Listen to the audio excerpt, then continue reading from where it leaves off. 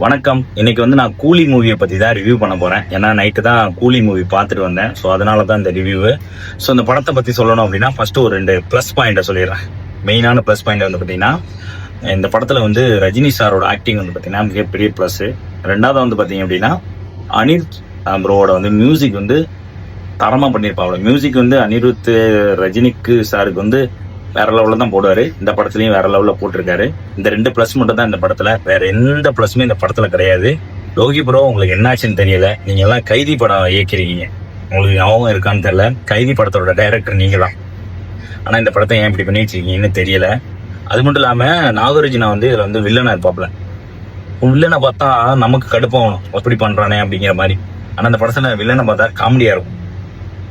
வில்லனோட ரசிகலாம் காமெடியா இருக்கும். அதுக்கப்புறம் வந்து பார்த்தீங்கன்னா இசை வெளியீட்டுல நாகார்ஜுனா சொல்லியிருப்பாப்புல, கூலி படம் 100 பாஷாவுக்கு சமம் அப்படின்னு. நாகார்ஜுனா அவர்களே, நீங்க வந்து பாஷா படம் பார்த்துருக்கீங்களா? பாஷா படம் என்ன மாதிரி இருக்கும் தெரியுமா? அதுக்கப்புறம் வந்து பார்த்தீங்கன்னா அமீர் கான் லாஸ்ட்ல வருவாப்புல.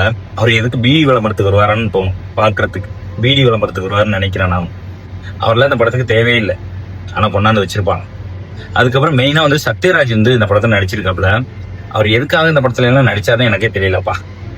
அவர்லாம் கட்டப்பா கேரக்டர் பண்ணி வேற லெவலில் ஆக்ட் பண்ணவர். அவரை கொண்டாந்து போனா இருக்கிற மிஷினை வந்து தயாரிக்கிறது விட்டுருப்பாங்க. நாகார்ஜுனா பெரிய வில்லனா இருப்பாப்ல. ஒரு 2000 பேர் அவர்கிட்ட வேலை பார்ப்பாங்க. ஆனா 20 பேரை வந்து பாத்தீங்கன்னா ஒரு நைட்ல கொண்டுடுவாரு. அதை வந்து மறைக்கிறதுக்கு அவரால் முடியாது. இதெல்லாம் எங்க போய் சொல்றது? ரஜினி சார் இல்லைன்னா இந்த படம் வந்து பாத்தீங்க அப்படின்னா கண்டிப்பா எப்படி சொல்றேனே தெரியல. இந்த படத்துல ஒண்ணுமே கிடையாது. ரோஹி ப்ரோ, நீங்க பண்ண படத்துலயே பெஸ்ட் படம் எது தெரியுமா? கைதி, விக்ரம், மகாநகரம். அதுக்கப்புறம் வந்து பாத்தீங்க அப்படின்னா வரிசைப்படுத்தணும் அப்படின்னா மாஸ்டர், லியோ, கடைசியா தான் நம்ம கூலியை சேர்க்கலாம். அந்த மாதிரி படத்தை எடுத்து வச்சிருக்கீங்க. இந்த படத்துல கதையெல்லாம் எதுவுமே கிடையாது. அங்கேக்கு அங்கேயே போகுது. என்ன படம்னே தெரியாம பாத்துக்கிட்டு இருக்க வேண்டியது இருக்கு. சில டயத்துல வந்து பாத்தீங்கன்னா எந்திரிச்சு வர தோணுச்சு. என்ன பண்றது, கிளைமேக்ஸ்லயாவது ஒரு நல்ல ட்விஸ்ட்டை வச்சிருப்பீங்க அப்படின்னு பார்த்தா கிளைமேக்ஸ்ல அமீர் கானை கொண்டாந்து வச்சு பீடி கடன் வாங்க வச்சுட்டீங்க போங்க. ஆனா ஒண்ணு, இந்த படம் வந்து எனக்கு ஒரு நார்மல் பர்சனா பிடிக்கல. ஆனா ரஜினி ரசிகர்களுக்கு கண்டிப்பா பிடிக்கிறதுக்கு வாய்ப்புகள் இருக்கு. ஏன்னா நிறைய ஆக்ஷன் சீன்லாம் நிறையவே இருக்கு.